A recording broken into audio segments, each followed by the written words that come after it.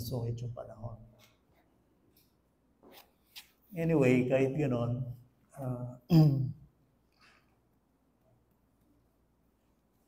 tayong naririto ay sana makinig tayo ng salita ng Panginoon. Itigil niyo muna yung mga gadgets, no? Makinig kayo sa salita ng Panginoon. Iwasan muna natin yung kung may mga kinakalutkot tayo, tinatawagan tayo. Please give solid attention sa salita ng Panginoon. So, itutuloy natin yung ating series Philippians chapter 2 verse 13.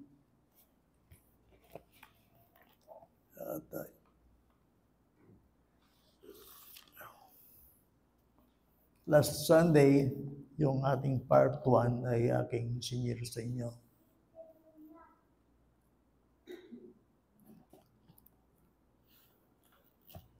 Yung verse 13 lamang, yun ang ating talata.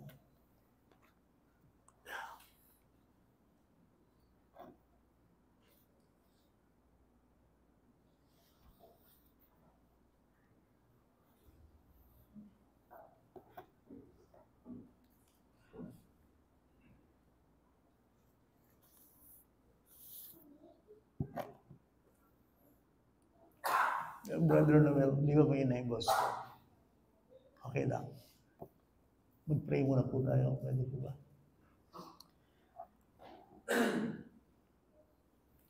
Dakilang Diyos ng langit, kami po ay tumutunghay at lumalapit sa inyo ng may pagpapakumbaba. Nagpapasalamat po kami, dakilang Ama, na binigay mo sa amin ang oras na ito upang pagmasdan ka namin sa iyong kabutihan. Kilalanin ka namin bilang Diyos na karapat-dapat sambahin at karapat-dapat pagtiwalaan sa aming buhay. Narito po kami, Ama, sa pangangaral ng inyong salita. Hingi po namin ang inyong awa na kami ay tulungan ninyo mula sa simula hanggang sa matapos ng aming pag-aaralan at pakinggang salita po ninyo. Higit po kayong malaki, higit kayong marangal, higit po kayong dakila kaysa sa amin, kahit sa lahat ng aming sitwasyon sa buhay. So, Panginoon, na agawin mo ang aming kapanatagan na maiukol sa inyo at magawa namin ang buong aming makakaya upang ibigay namin ang aming atensyon at ang aming banal na pagkatakot sa inyo sa pakikinig ng inyong salita. Nagagawa po namin ito sa awa at tulong po ninyo. Alalahanin po niyo kami, Panginoon, sa aming mga kahinaan, sa aming kawalan. At gawin ninyo ang araw na ito bilang isang kabusugan sa aming mga kaluluwa. Palakasin mo po kami, patatagan po kami, Panginoon, sa aming pananampalataya. At tayaan mo ako sa aming pakikinggang salita po ninyo, kayo ang aming makita. Makita namin kayo na isang Diyos na kagalang-galang, kakilakilabot, isang Diyos na punong-puno ng pag-ibig, punong-puno ng biyaya. Alalahanin niyo po ako, Panginoon, dahil wala naman po ako magagawa kung hindi niyo po ako papatnubayan. Maraming pong salamat sa pribilehiyong ito. Kung meron man kaming maraming hindi kasama ngayong umaga, ay batid po ninyo ang kanilang mga kalagayan. Subalit kaming narito ay dapat kaming magpatuloy na tumingin sa inyo.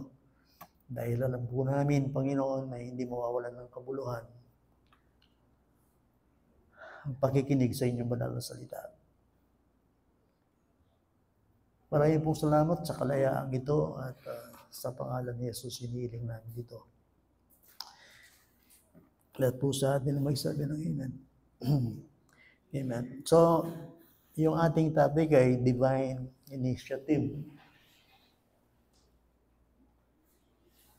Okay, ito po yung part 2. Okay.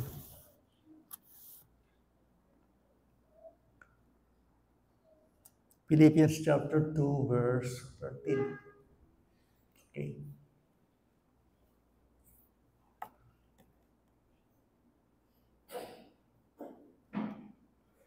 Pag binasa po ninyo ang buong aklat ng Philippians, makikita po ninyo yung pagiging magiliw at malapit na relasyon ni Apostol Pablo sa iglesyang ito sa Philippi. At pag binasa ninyo itong aklat ng Philippians, meron siyang isang talagang tinawag niyo silang my beloved, yung chapter 2 verse 12. Ang iglesyang ito ay napakalapit sa puso ni Apostol Pablo. At ganun din, ang iglesyang ito ay talagang nagmamahal din sa kanya. Meron talagang relasyon si Pablo sa Philippians. At ako'y naniniwala sa aklat na ito, isa ito sa pinaka-importanting sulat ni Apostol Pablo.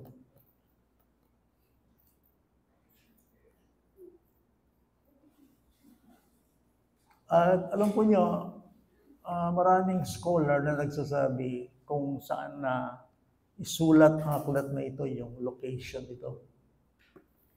Okay, yung iba sinasabi nila sa Caesarea, yung iba sa Efeso.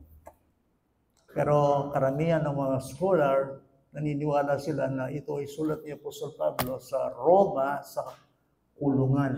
Remember, nung ipen o isulat ito ni Apostol Pablo, makakulong niya po. Okay? Maka-imprison, nasa prison siya nung naisulat ang aklat na ito. At kung tatanungin ninyo kung ano yung pinaka-chief theme o yung pinaka-tema ng aklat na ito, ang sinasabi ng Bible, pag sinabi natin yung pinaka-tema ng libro ng Philippians ay encouragement. Alipin mo rin ng encouragement. Pinapasigla sila. Pinapalakas sila, pinapatibay sila. Kasi po, karayang seryosong Kristiyano, kailangan din po ng encouragement. Kasi mabayat po yung biyanan ng Kristiyano. Actually, gusto ni Apostol Pablo na sila'y tumayong matatag, sila'y mamuhay ng bilang mga mamamayan ng langit. Lalong-lalo na siguro ngayon, yung iglesia ngayon, alayang pamilya-liwamin sang sanlibutan eh. It's supposed to be yung sanlibutan, dala tayo kayong Ginoo, yung sanlibutan, lulubya kayong iglesia. At dahil dakala professing Christians, aldoldo, alas minsan, naging kalupadoran kayong sanlibutan. At dito, ini-encourage ni Apostol Pablo na sila ay mamuhay ng karapat-dapat sa Ebanghelyo. So, pag tinignan nyo yung aklat ng Philippians, the theme is to encourage para sila ay palakasin ng kanilang loob na makapamuhay, pag binasa yung chapter 1, ng karapat-dapat sa Ebanghelyo ng Panginoong Hesus Kristo. Kayo po kung makailangan ng encouragement, siyempre po na, kasi gusto ka lang mag-encourage kaya katamo, makakatamaling magkabiyabil ng Christian. Kasi bakal makatamal na Kristiyanong masasabi, ka ma-encourage ka rin. So dito ay talagang si Apostol Pablo ay ini-encourage talaga sila para sila ay magpatuloy at tumayo sa kaisa-isang Ebanghelyo ng Panginoong Hesus Kristo. Madaming problema po Kenny, Apostol Pablo. Makakulong yun. Nangyayari na po Kenny verse 12. Kaya nga mga minamahal ko, kung paanong lagi ninyo kong sinusunod, hindi lamang sa harapan ko, kundi higit ngayon na ako'y hindi ninyo kasama. Yung karelang leader, makakulong yan. So, for example, dejected na, ang ibig sabihin nito, ano makanyan? makakulong ko, potarugo, dati kong tutok yan, pero puling makakulong ko, kuliging kalungkutan nyo, baka naman hindi kayo magpatuloy sa inyong buhay pananampalataya. Yan ang ibig sabihin ni Apostol Pablo sa puntong ito. Okay? So, hindi nyo ako kasama. Biro mo, siyempre, malapit sa relasyon ni Apostol Pablo, agpangkiling makasulat kini. So, sabi niya rito, dahil ako'y nakakulong, baka naman isipin ninyo na ito na yung katapusan ng inyong buhay Kristiyano. They were very rejected. Malungkot lalay Apostol Pablo. Pero ang sinasabi ni Apostol Pablo, sabi niya, hindi ninyo ako kailangan. Parang ganon. Huwag niyong iisipin kahit sa isang saglit lamang na dahil hindi nyo ako kasama, tapos na ang inyong buhay pananampalataya. Yan ang ibig sabihin ng verse 12 na sinasabi rito. Sabi niya rito, kahit wala ako, ay isagawa ninyo ang inyong sariling kaligtasan na may takot at panginginig. Yan ako makapag-preach kayo, era na kayo apuntalan, makakulong na ako, pero agyang ala ko, pansin niyo sinabi na gini, higit pa ngayon, na dati, sabi niya, kasama niyo ko, pero sana higitan ninyo ngayon. Ngayon ala ko, ngayon ayoko kaya sana lagi kayong maging masiggasig pa. Work out your own salvation with fear and trembling. Okay? Wari po, natural mo po, ang emiyabing leader mo, ani mismo bure mo at ka talagang leader kaya lalo na siguro diyan ako ini kung si Apostol Pablo kasama ko sa buhay, lalo ko siguro maintindihan kung ano ibig sabihin ng Kristiyano. Buri ko lang kaya at ang Kristiyano nagigising ko ababalo ko na tutuing divine things, tutuing Diyos, tutuing spiritual. Gusto ko talagang makasama yung mga tao talagang pinupukaw yung aking damdamin sa mga bagay na spiritual. Nagigising ako. Nakikita ko yung aking sarili. Ano kaya kung si Apostol Pablo kasama natin? Tapos, bigla siyang makukulong at iiwan tayo. Parang ganun yun. Wala mo po hindi sabihan ng Apostol Pablo. Yung kumang kailangan, ito yung rin na sabihan. I-extreme care mo yan po. Sabi niya, hindi ako essential sa inyong buhay pananampalataya. Huwag niyong iisipin kahit minsan na ito na yung katapusan ninyo. Huwag ganon. Okay, bakit po? Okay, ito yung sikreto. Ito yung sikreto sa verse 13 na binasa kanina. Sino ba nagbasa ng scripture? Sister Rose. Sa verse 13. Ganyan po. Sapagkat Diyos ang gumagawa sa inyo maging sa pagnanais at sa paggawa para sa kanyang mabuting kalooban. Ito po yung sikreto. Pansin niya po.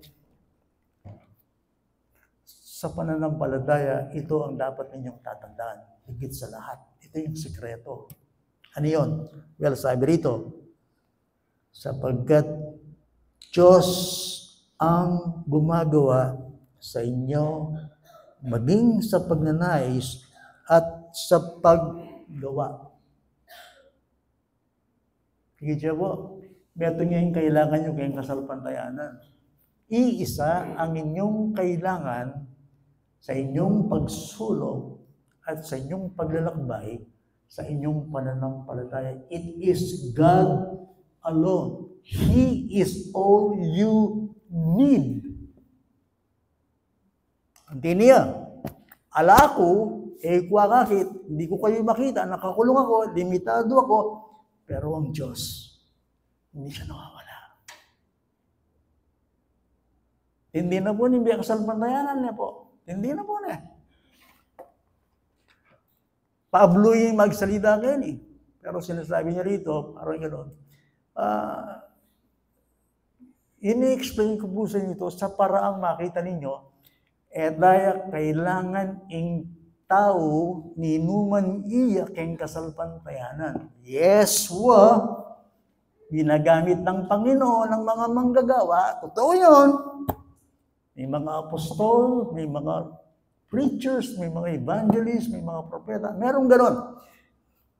Pero, minsan, kahit wala yan, ang mahalaga, nandiyan ang Diyos. Remember, ang pinag-uusapan dito, salvation. Pag sinabing kaligtasan, very, very personal yan. Yan ang pag-aari mo. Walang kukuha sa inyan. Naintindihan ninyo? Ang kaligtasan ko, sarili ko yun. Walang kukuha nito sa akin. Yan ang ibig sabihin nito. No, pag sinabi ni Apostle Pablo, bisa mag-extreme po na isipin nyo, bring po sabi ni Pablo, ginamit na po. Pero pagdating sa ating kaligtasan, may mga pagkakataon, kahit sila hindi kailangan. Wala tayo kung may masang kasaysayan kayong kasalpantayanan. Ating mga matay pastor, ating mga kulong evangelist, elders, sometimes silang lahat ay hindi makagalaw sometimes. Sa nabasa ko mga kasaysayan ng mga pagkakataon, sometimes walang pastor. Kaya Nimbariumi, actually, hindi ko sila maintindihan. Yung kanilang pastor na nasa isang lugar sa Pampanga. Sabi ko, wala kayong pastor dyan, wala. Biro mo, nag-survive sila, tagal. May mga nagpipreach doon. Siguro qualified, siguro 5 sila. Kaya sila talagang pastor nandun. Pero nag-survive sila. Ibig sabihin yung spirit, nagkakaisa, nakikinig. Bali na yung congregasyon, itong bali yung itong congregasyon, mauyak yung salita ng Diyos. Isang pruweba ng isang iglesia ay tunay na sa Diyos, maulak yung Word of God. Pag yun ang nawala sa iglesia, yung kauhawan sa salita ng Diyos, makatitiyak ka, hindi totoong iglesia yun. Kaya sa isang Kristiyano. Isa yung pruweba ng isang Kristiyano ay totoong Kristiyano kapag siya ay merong hunger, thirst sa Word of God. Ganon din ang church. Kaya sabi ko kaya minsan, yung totoong Kristiyano, kaluguran na yung totoo. Hinahanap niya yun. Isa yun. Hindi ko maintindihan. Sabi ko, balik sa'yo niya. Alam ka yung pastor yan. Kasi doon yung nanay ko dati. So, paano kayo nagsasurvive? So, I imagine na congressional yung pastor. Kaya imagine Sabi ko, paano ginagawa niyo? Diwas ng lakad ng mga aral. Ecuador, siguro ngayon meron na. Sabi ko na, nakatanggal kayo. Pag talagang salita ng Diyos, ang siyang inuuna mo, ang miyembro, mga mangaral, lalago talaga yan. Kasi ang salita ng Diyos, siyang talagang pinakasandata. Now, ano ba pinag-usapan dito? Salvation. Hindi po ba? Yung kutang ko ini. Kanino ba galing ang kaligtasan? Salvation is the gift of God. This is not your own day. Pakiramdaman niyo ko po yung sabihin namin kaya divine initiative. Salvation is the gift of God. This new life, this new birth, this new creation, this salvation is not a human thing. This is not a human thing. Ang kaligtasan ng tao, obrang tao. Not a result of your works, ano ng Bible? Hindi siya gawa ng sinumang gawa ng tao. This salvation is a gift from God. This is a gift. Didiin kaya puwanti, sa bayo ang abado, tinggap yung kaligtasan kay Ginoo, yung Diyos mo rin yung bro. No, katindi lang. Tingali at ating debate ng Mission Betis. Tungkol kaya mawala yung kaligtasan. Kawalya. Ako. Hindi niya. Kung merong dumating na kaligtasan sa'yo, hindi mawawala yun. Ngayon, kung talagang walang dumating na kaligtasan sa'yo, mawawala talaga yun. But once you receive salvation, you are eternally secured. Why? Gawanin ng Diyos yan. Divine initiative.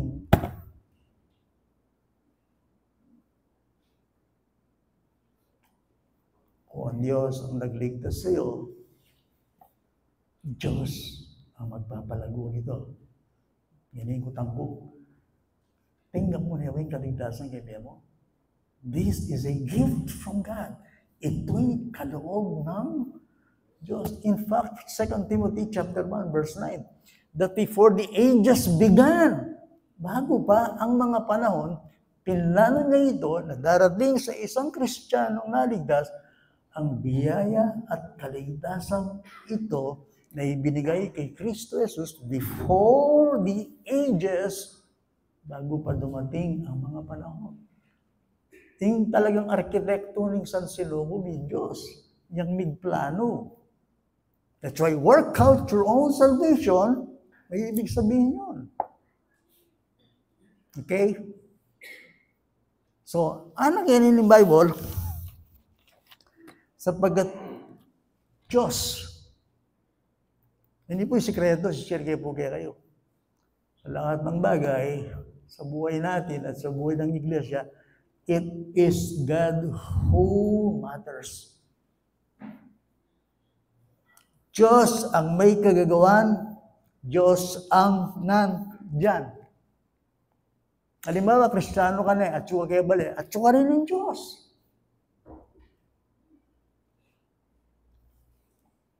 It is God who works in you. He is present with you. He is available. He is able. He is with you.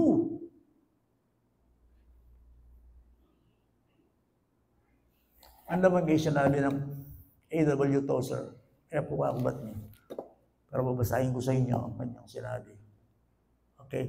Para magkaroon tayo ng tamang kaisipan tungkol sa Diyos. Kasi po, napaka-importante po sa isang Kristiyano na kapag siya nag-iisip siya sa lente, sa kaisipan ng Diyos. Halimbawa, itong isipan niyo po yung Diyos na ang isipan niyo.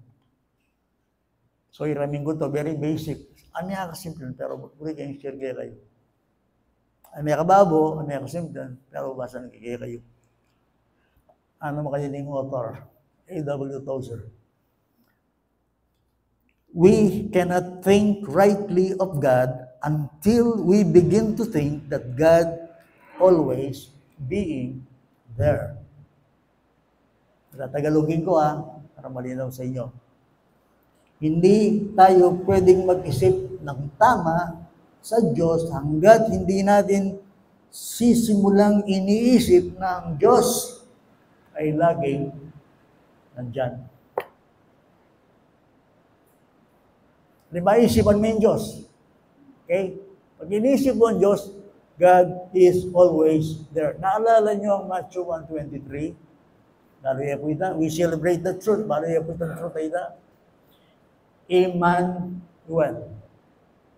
Anong ibig sabihin ng Emmanuel? God with us. God, He is there. He is present with you. Ngayon, pag nandyan ang Diyos, ano yung isip natin? God is near. God is able. God is present with you. God is available. Paano yung po ba ng Kristiyano ka? Agyang mong dakal ka problema, ka magdili-dili ka ang problema, kaya may Diyos. Yun, huwag niyong kalilimutan sa buhay niyo kung kayo mananampalataya. Na kahit sa inyong kabagabagan, sa inyong kapighatian, sa inyong kabigatan, kasama mo ang Diyos. Isaiah chapter 41. Hindi ako nagkakamali. Sa chapter 41, verse 10. Do not fear. Ano ning Ginoo? Katatakot kasi kayabe ka, kayabe ko. Yan ang sabi niya. Pag Kristiyano ang isang tao, yun ang sinasabi ng Diyos. Do not fear, do not be strong. Be very courageous, for I am with you. Yan ang sinasabi niya. Akala mo, pag may problema ka, nag-iisa ka sa buhay. Hindi, kasama mo siya. Ang Panginoon, kasama mo siya. Hindi ba yan ang nakasulat sa Psalm 23, verse 4? Though I walk through the valley in the shadow of death, I will fear no evil, for you are with me.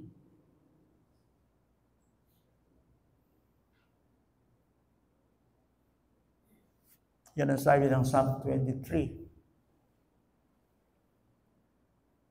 Ipinakikita rito yung divine initiative ng Diyos. Balitan niyo po, may John MacArthur. May itong asasabi ng propeta na nitauling panahon kay Amerika. Ang daming nakinabang sa kanyang gift. Okay. Nga Reburi, pero rin ako kay salita na ng Diyos, buride, may itong napakarin. Ang daming nakinabang sa kanyang ministry. Ang laki ng kanyang iniwan. Yung Bible School nila, international, malaki yung Grace to You. Ito yung babalita ko kayo na ganyang pandemic, tilo ko ng kipang mag-worship daw. Akit mo rin may buro na, mahula kayo salita niyo. Alam ang gagamit ba kanya, no? Yan, gagamit ba kanya? Kaya na Bible pa mo rin, mamasala rin may buro. Sana nalakita mo dito? Pag tinignan niyo yung kanilang service, very conservative. Mukupin ka buring manahit kasi tilang orchestra. Ang kanilang music ministry. Meron silang mga violins, meron silang orchestra, meron silang choir. At pinagpala sila ng Panginoon. Sabi ko, inggit na inggit ako dito. Kasi amo karakal Bible teachers. Dami lang tagapagturo. At stoned sila sa word, ang lago nila. From 1969, bata pa siya. 86 years old. Bible expositor siya, no? Hindi siya reform, ha? Hindi siya reform. Pero Calvinist yun. Kaya lang, yung binigay na gift sa kanya ng Panginoon.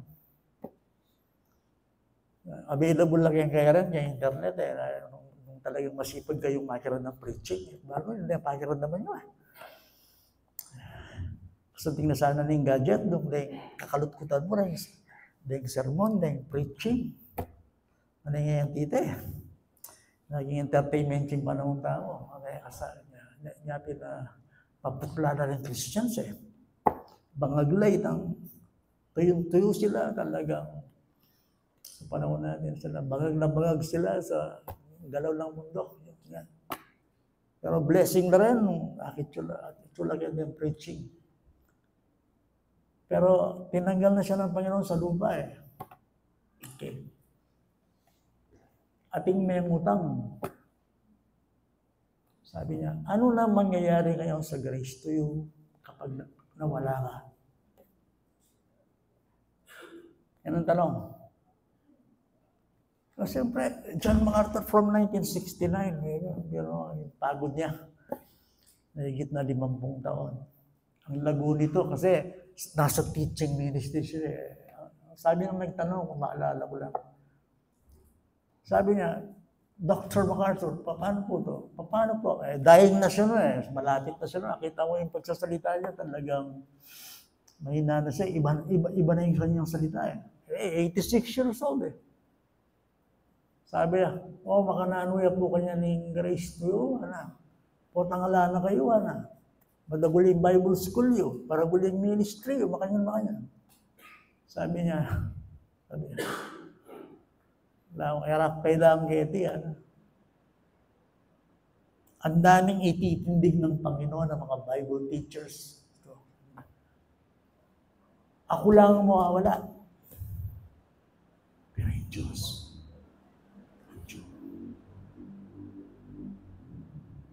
naintindihan niyo yun?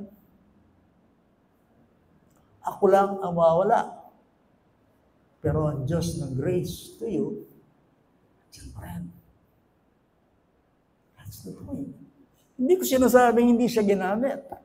Hindi ko sinasabing hindi gagamit ang Panginoon. Hindi ko sinasabing, pero, kailangan din tao kaya kang pamaglago, king kaligtasan mo, because it is God who works in you. It is God. God is able, God is near, God is available. God is in you. Muli po po sana sabihin kayo. In Diyos po, alayong distansya kayong Christians. Ang Panginoon, wag mong iisipin, nandun siya sa itaas ng mga bituin. God is near. Yan ang sabi ng Bible, God sent forth His Spirit, the Spirit of His Son, Jesus Christ, into our hearts upang tayo makatawag sa Kanya ng Aba, Ama ko. Kaninang madaling araw, binabasa ko yung storya ni Isaiah. Alam niyo sa chapter 6 ng Isaiah, si Propeta Isaiah, alam niyo yun? Mete King Uzziah. Maling istorya na nila. Namatay si King Uzziah. Pinamunuan ni King Uzziah ang Judah ng 52 years. Pinangunahan niya ito sa kapayapaan, sa achievement, sa prosperity. Napakasagana ng Judah. Kaya doong panahon niya. Okay? Pag binasa niyo ang kasaysayan ng haring ito, maulad siya yung Judah kaya itong panahon na. Pero may tayong biglaan. Natural, Isaiah, binevenerate siya ginagalang talaga siya ay yung mga citizen ng Judah ay talagang tinitingala yung haring yun. Kaya lang namatay Siyempre, pag isipin mo, anong ginawa ni Isaiah? Siyempre, ako naintindihan ko, nalulungkot siguro siya. Ito binasa in Isaiah chapter 6, tandaan niyo po, kanina tayo may pakiting Ginoo. Hindi ba?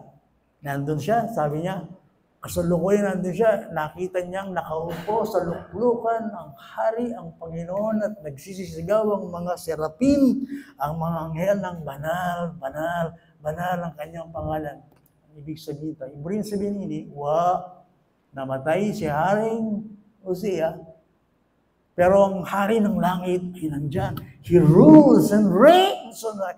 Kahit anong gulo sa daigdig na ito, ang langit payapa. Sapagkat ang Diyos ay hindi nawawala.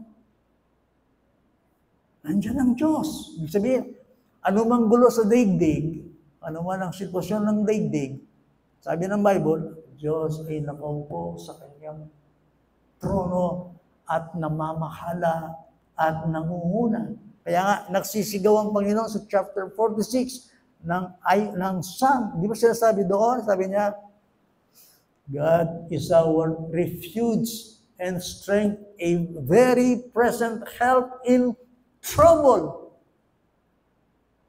Sasabihin kaya po, hindi ka rin Christian.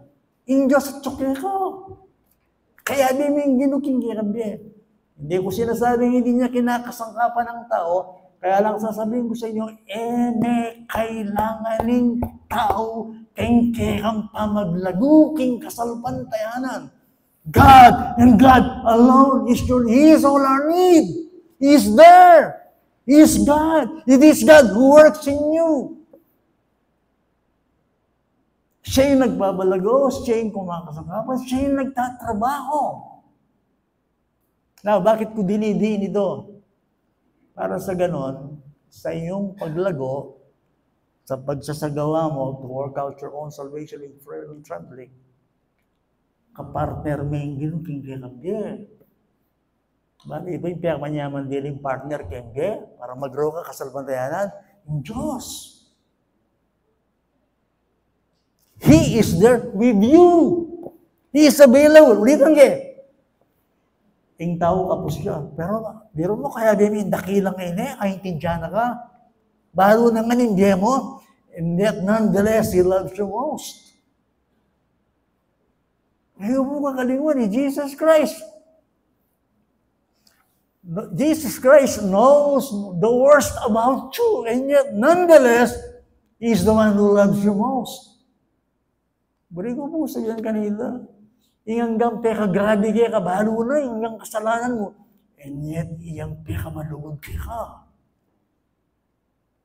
And He's in you. Alam Pablo, makakulong ko, pero yung Diyos ay nakakulong. Kaya bene, yan ang sinisigaw dito. For it is God who works in you. Saan ka man naroon, pwede mo siyang daubang palad, makasama, maka-fellowship sa buhay mo. Ating lesson kayo niya, kung paano nga basay niya. Balo yun yung panahon ng Moses. Ninong assistant ng Moses?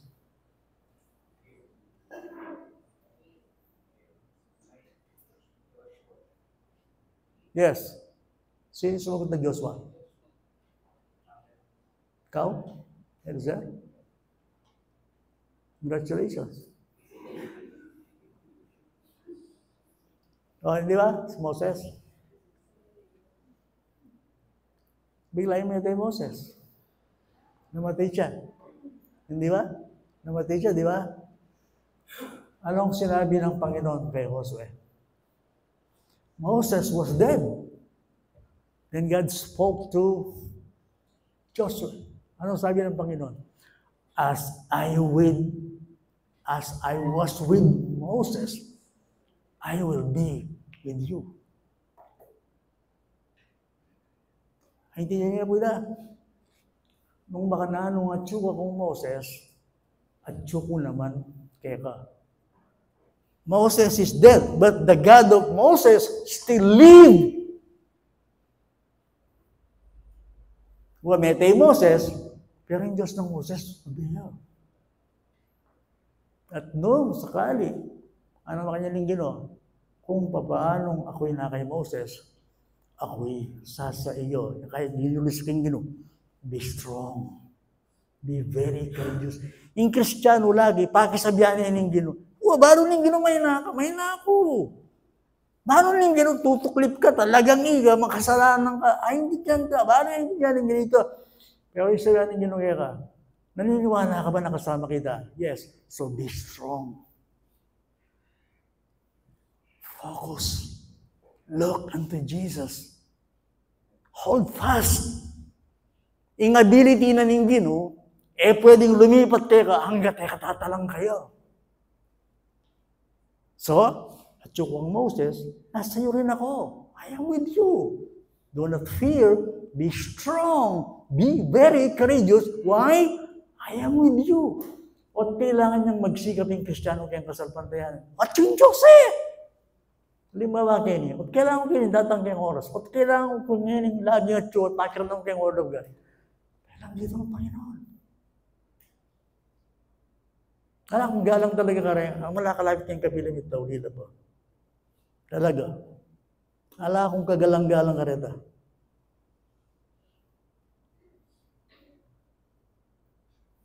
Of course, if you are not punctual, spiritual. Sabi mo, si Diyos, ano nga si Diyos, magsikap ka. Halimbawa, kayang pulpito ngayon, daramdaman may salita niya ng Diyos, makihandang ka. Huwag naman, bossing. Huwag mong gagawin. Aantok-antok ka dyan. Kasalis Kung ang Diyos ang pinag-uusapan, pay attention. Kung mag-pray kayo kayong kwarto, gawan niyo hanggang agi, makapag-concentrate kung sino. Why? He is God. He is God. Lay hold. Hold fast into God. Yan ang ibig sabihin, work out your own salvation with fear and trembling. Ano yung ibig sabihin nun? gagawin mong lahat ng buong makakaya ng may takot panginginig. Bakit ko gagawin yon? For it is God who works in you. It is God. Lay hold. Hawak ka sa Kanya. Magpatuloy ka sa Kanya. Dahil ang Diyos. Pakasama-sama nyo rin kakantahin, yung praise and worship. Tingnan nyo sa lesa kung talagang ang mga mensaheng ito ay nagtumutuboy sa kadakilaan ng Panginoon. Tingnan nyo ang inyong mga awitin, kung in-line talaga, itinataas ang kadakilaan ng Panginoon. Why? We are dealing with God. Ulitan kayo. Hindi ko sinasabing hindi niya kinakasangkapan ng tao. Kaya lang sinasabi ko sa inyo, iisa ang kailangan ninyo sa inyong kaligtasan, sa inyong paglago. Sino yun? It is God. O, taga-Mexico kayo, yung aliw, alay ka rin ng Diyos. Alay kang balay mo, alay kang kwarto mo, alay kang obra mo, hindi no? Kaya may kang puso ng Diyos. Hindi ba? So, yun ang ibig sabihin, it is God who works in you. He is so near. Yan na ba rin problema mo ng Diyos? That's why po, meron kang sekreto kayo, may mabiyasa ko kung manalangin. You pray, kukumanda ng Bible, always pray and faint not. Pray, seek the Lord, depend upon the Lord, seek His face. Ask and seek and knock. Ang mga kumakatok ay pinagbubuksan ng mga humihingi.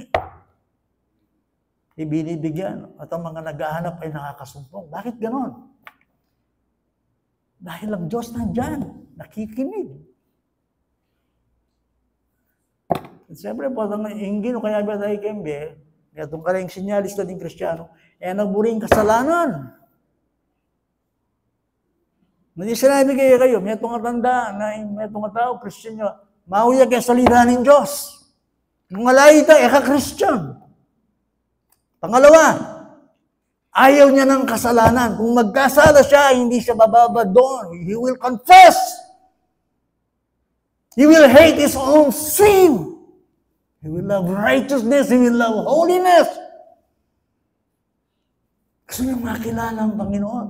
Now, hindi ko sinasabi ang Kristiyano hindi nagkakasala. Hindi magkasala ka, confess. Pero ang Kristiyano hindi niya magiging habitual, hindi niya pa-practicein ang kasalanan sa kanyang buhay. Sabagat ang Diyos is yung Diyos na banal.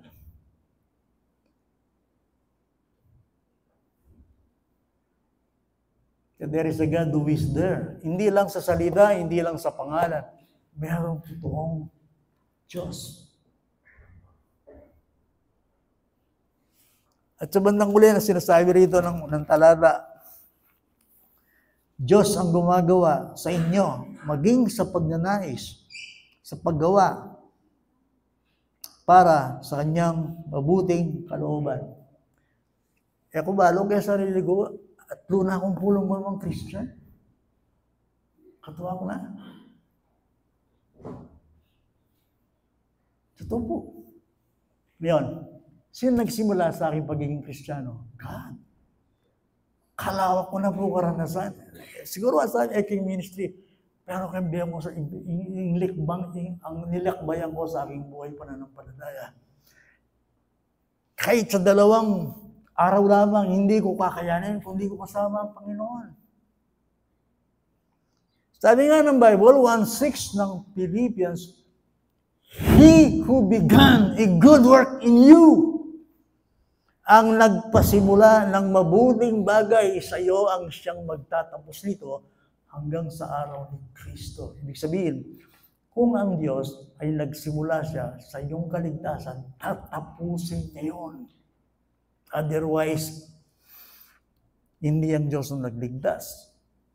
Kung ang Diyos ang nagsimula, ibig sabihin, siya ang gumagawa, siya ang magtatapos. Ito, siya ang nagpapatuloy nito. At ang sabi niya rito, siya ang gumagawa sa inyo, maging sa pagnanais. Bali po, in Kristiyano, po naging Kristiyano, nagnanais siya, nagkakaroon siya ng desire. Ano yung desire? Ano yung pagnanais? Nagnanais ka na makilala mo siya? Diyos yun. Nagnanais ka na ikaw ay lumago sa iyong pananampalataya, in Diyos yung ating gawa ka nito. Nagnanais ka na ikaw ay matuto at ikaw ay maging banal. Halimbawa, in prayer po, yan. Kapag nagnanais ka, meron kang desire para mag-pray, Diyos siya ito. Nagnanais ka na makilala mo siya sa isang malalim na kaparaanan, nung alahin Diyos, emirates kaya ito. Gusto kong lumago, gusto kong makilala siya, gusto kong paglingkuran ng Panginoon, gusto kong maging matatag, gusto kong magtiwala sa Kanya. Diyos yun. Diyos ang gumagawa nun. All is of God. I want to worship God. I want to glorify God. Sinong lumilikha nun? Diyos. Putay po ba, putay minsan siguro magatet ko kaya meron bang parang tumutulak sa'yo? Gusto niya makipag-fellowship ka? Gusto niya talaga makinig ka ng salita ng Panginoon? Sino may gawa nun? God. Hindi manggagaling sa kalikasan mo yon. Diyos ang may gawa nun. Gusto mong gumawa ng mabuti, gusto mo na magkaroon ka ng godly desire to pray, to improve, to work, to serve, to know Christ, to be like Christ. Sino ang gumagawa nun? God. It is God. It is God. Lalong-lalo na, gusto ko maging banal. Ayaw ko na ng masalanan. Sino yun? God. Hindi ko sinasabing wala tayo sa laman. May laman tayo. Kaya lang yung mga pagnanasang spiritual, buri po sa iyo po, so yung Diyos mo rin ang gagawa ka dito? Yes. Now, kung wala sa mga pagnanasang ito, pakatiyak kung nakapag-obra ng Diyos. Kung sa inakala ninyo, ang buhay Kristiyano, ang paglakad, ang pagsulong, ay manggagaling sa inyo, nagkakamali kayo. It is God who works in you. Ito yung divine initiative. God energizing, stimulating, changing, leading. Lahat yun. Ang Diyos ang nagpapasigla, ang Diyos ang nagpapalakas, ang Diyos ang nagpapatibay. Sino man sa atin, sabi nga ni Apostol Pablo, ako yung pinakamasipag kaya ganagana karela. Yet not I, but by the grace of God. Kung meron man dito nakakalakad siya ng sumusulong, lumalago sa kanyang pananampalataya, natututo, nagbubunga. Sino gumagawa nun? God. John chapter 15, verse 5. Totoo yung sinabi ng Christ, nasirabi ng Christ. For apart from me, you can do nothing. Malo yung translation. Mayari na ako ganyan. Ito yung translations. Dito sa Philippians chapter 2 verse 13, sabagat Diyos ang gumagawa sa inyo maging sa pagnanais at sa paggawa para sa kanyang mabuting kalooban. Yung translation kay Meto Salin, NLT. Ito yung kanyang sinasabi, please listen. For God is working in you, giving you the desire and the power to do what pleases Him. Tinda na po. Kay Pasal Bandayanan, ang Diyos, yung Biblia pagnanasa, iya mo rin yung Biblia power para gawa mo. Nakuha niyo yun? Ibig sabihin nun, ang inilalagay ng Panginoon sa iyo na isang banal na pagnanasa, siya rin ang magkakalob sa iyo ng power para magawa mo yun. Mystery na siguro, sabi tamang mystery. And yet, ganun talaga ang isang taong naligtas. Tinatrabaho siya ng Diyos. Lumilikha ang Diyos ng mga bagay na nanasain ng Kristiyano at ang Diyos ang magbibigay ng enablement or power sa kanyang buhay. So, meron mang responsibility? Yes, merong human responsibility. Ang isang Kristiyano, meron siyang responsibility. Pero yun ay tugon sa ability ng Diyos. Ang Diyos ay gumagawa sa kanya, gumagawa ko dahil gumagawa ang Diyos sa buhay ko. That's it. We work out what God works in. We work out. Hindi po, abalo kayo ni. Sabihin kayo, kagdamang kaya mo po, kaya basa ko na po, hindi niya. Araw kaya nga liwa. Hiramin ko lang to. Let go and let God. ara, ne. Ibig sabihin nun, Diyos ang lahat ang gagawa. Hindi siya ganon. Ganito yun. Let go and hold fast with God. Okay? Ibig sabihin nito, hindi niya. Gagawa ko, pero tatalan ko kay Diyos. Human responsibility, and yet, yung ability ng Panginoon. Ang ganda. Paano nga? String mo yun eh. Ang kwento ko ngayon eh. May nakit na kayo po rin ang mag-skydiving. Alam nyo, skydiving. Okay. Hindi ba yung skydiving, merong isang tinuturuan, merong isang instructor. Yung instructor, ang ginagawa niya, minsan, bago tumalon sa eroplano, yung kanyang tinuturuan, nakakabit sa kanya. Ibig sabihin nun, hindi siya pwedeng tumalon sa eroplano at mag-skydive, tapos lalabas yung parachute na nag-iisa. Kasama niyo yung tagapagturo. Meron silang parachute. At naka-belt, naka-angkla sa kanya yung isang tinuturuan. Sasabay-sabay silang tatalon sa eroplano. At panatag yung tinuturuan, yung mag-skydive, minsan artista nakikita ko babae. Tapos yung instructor nila talagang, ewan ko magkano bayad doon. Nakakabit sa kanya, dito siya, naka-belt, tapos yung parachute. Nung naglagay ang aeroplano. Ibig sabihin, enjoy yung babae sa kanyang instructor. Pero yung instructor, lahat hawak niya.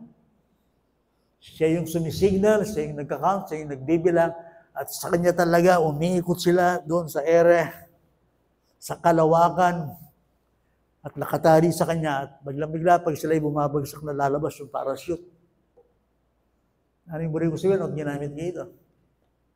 May-enjoy mo lang ang buhay pananampalataya kung nagdidepende ka sa abilidad ng Diyos at magiging panatag ka sa Kanya. Yan ang ibig sabihin nun. Merong partnership, merong fellowship. It is God who works in you, but yet work out your own salvation. Buri may nga katagpuin Diyos, kaya mo, gusto mo siyang mamit, kakatagpuin ka lang ng Panginoon kapag ikaw ay nagsisikap ng buong buo ng may pananampalataya sa Kanyang magagawa sa iyo. Siya nagpapalago sa iyo, pero gawin mong lahat na makakaya mo. Dahil ang Diyos, nandiyan siya na gumagawa sa buhay nating lahat. Last verse, basahin ko sa inyo sa Hebrews chapter 13, siguro magandang larawan ito.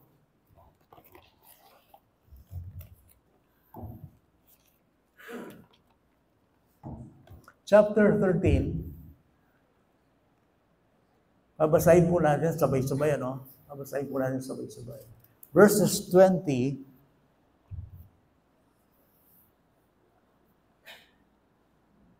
and 21. Pakilagay mo dyan, Allen, no?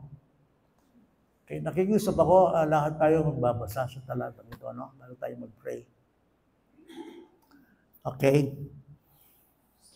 Hebrews chapter 13, verses 20 to 21. Okay? Basahin natin lahat, ha? Okay? Verse 20. Ngayon, ang Diyos ng kapayapaan na bumuhay mula sa mga patay sa ating Panginoong Hesus, ang dakilang pastol ng mga tupa sa pamamagitan ng dugo ng walang hanggang tipan, naway gawin niya kayong ganap sa bawat mabuting bagay upang magawa ninyo ang kanyang kalooban at gawin sa atin ang nakakalugod sa paningin niya sa pamamagitan ni Jesucristo na sa Kanya ang kaluwalhatian magpakailanman. Amen. Swak na swak niya po yung talaan na ngayon. Swak na swak niya po. Okay?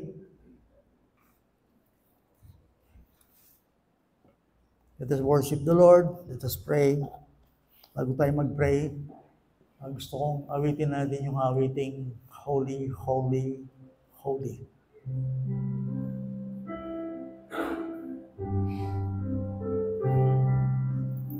Bigyan natin ito ng inaalala natin na siyang kasama natin sa buhay. Sabi ng Panginoon, I will never leave you or forsake you. Mawawala ang lahat, pero ang Diyos hindi. He will be with us forever and ever.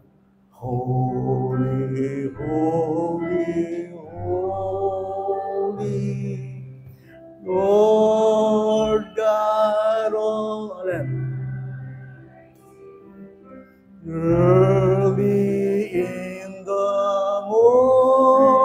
morning, my song, hindi yan, fly to thee. Holy, holy, holy, merciful and mighty. Dali boss, dali.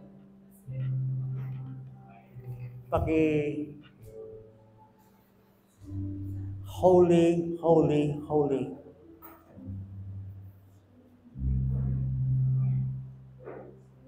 Hindi pa rin yan, Brad.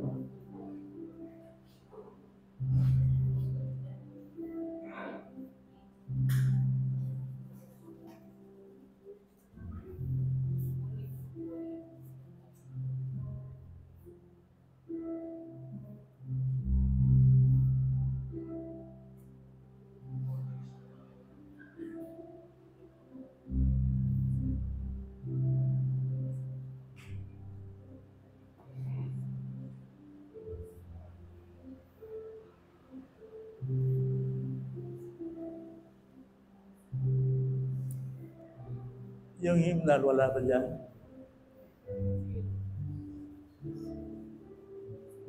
Yan siya.